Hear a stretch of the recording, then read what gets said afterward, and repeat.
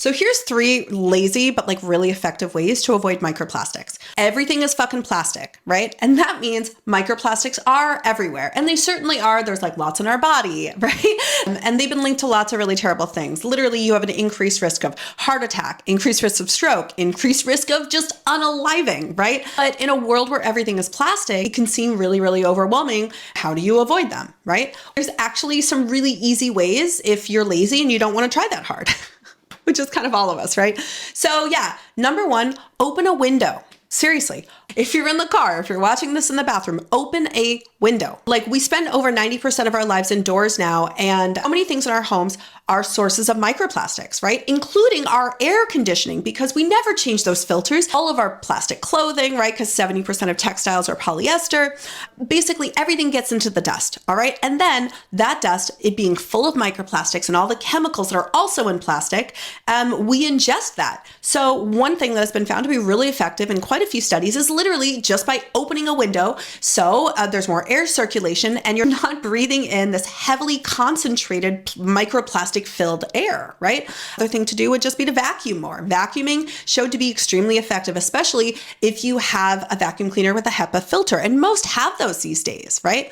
If you have air filters, that would be really, really great as well. However, we're talking laziness here, so literally opening a window is going to be great. This goes for your car as well. Number 2, avoid anything in a can. Okay, that's canned food and that's canned beverages. So they've looked at lots of different packaging formats and which actually gave you the most amount of microplastics. And they found across the board, it was anything that was packaged in an aluminum beverage can or food can. So every single aluminum can is lined in plastic. And that plastic leaches into either the soda, the beer, or the soup that's inside of that can. Instead of getting canned food, get it frozen, okay? Also, lots of soups are coming in Tetra Paks or in glass jars. Those are all just on the shelf or the next aisle over, and that is just as cheap and easy to get as something in a can.